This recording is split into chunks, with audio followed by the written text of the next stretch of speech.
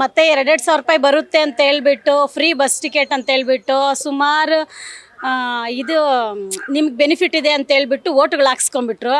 ಹೌದೇನೋ ಅಂತ ಖುಷಿ ಆಗೋಯ್ತು ನಮಗೆ, 2,000 ಬರುತ್ತಲ್ಲ ಅಂತ ಹೇಳ್ಬಿಟ್ಟು. ಮತ್ತು ಫ್ರೀ ಬಸ್ ಟಿಕೆಟು ಅವೆಲ್ಲನೂ ಅಂತಂದರು. ಈಗ ನೋಡಿದ್ರೆ 2,000 3-4 ತಿಂಗಳಿಂದ ಬರ್ತಾ ಇಲ್ಲ ಅಮೌಂಟು. ಬರುತ್ತೆ ಅನ್ನೋ ಖುಷಿನಲ್ಲಿ ಓಟ್ ಹಾಕಿದ್ವಿ, 5 ವರ್ಷ ಇದು ಮಾಡಿಬಿಡ್ತಾರೆ. ಈಗ ಅವ್ರವ್ರ ಕಚ್ಚಾಟದಲ್ಲಿ ನಮಗೆ ಈ ಥರ ಆಗ್ತಿದೆ. ದುಡ್ಡು ಎಷ್ಟು ಸಮಸ್ಯೆ ಅಂತಂದರೆ ಅದರ ಸುಮಾರು ಜನ ಒಂದು ಊಟಕ್ಕೂ ಇಲ್ಲದೆ ಅಂತಿರೋರು ಎಲ್ಲ ಕೂಲಿ ಜನಗಳೇ ಜಾಸ್ತಿ. ಕೂಲಿ ಜನಗಳೇ ಗಾರ್ಮೆಂಟ್ಸ್ಗೂ ಕೆಲಸ ಮಾಡೋರು, ಕೂಲಿ ಕೆಲಸ ಮಾಡೋರು, ಮನೆ ಕೆಲಸ ಮಾಡೋರು, ಬರೀ ಇಂಥವರೇ ಜಾಸ್ತಿ ಅಲ್ವಾ.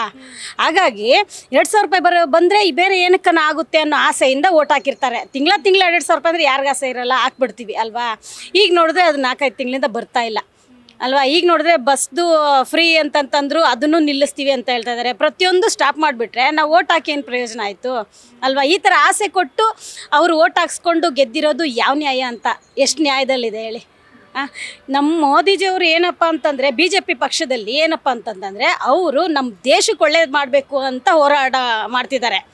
ಇವರು ಒಂದೊಂದು ಮನೆಗೂ ಹಿಂಗೆ ಮಾಡ್ತೀವಿ ಅಂತ ಹೇಳ್ಬಿಟ್ಟು ಆಸೆ ಇಕ್ಸ್ಬಿಟ್ಟು ಈ ಥರ ಮಾಡಿದ್ದಾರೆ ಅಂತಂದಮೇಲೆ ಜನ ಸಾವಿರಾರು ಜನ ಇದ್ದಾರೆ. ಅವ್ರು ಹೇಳಿರೋ ಪ್ರಕಾರ ಸಾವಿರಾರು ಓಟ್ಗಳು ಬಿದ್ದಿದೆ.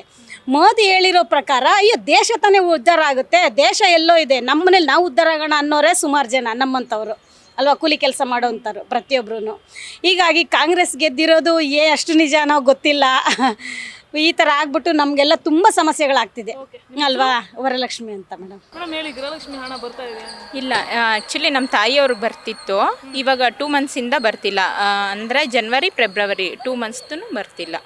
CM ಹೇಳ್ತಿದ್ದಾರೆ ರಾಜ್ಯದ ಪ್ರತಿ ಹೆಣ್ಮಕ್ಳಿಗೂ ನಾವು ದುಡ್ಡು ಹಾಕಿದ್ದೀವಿ.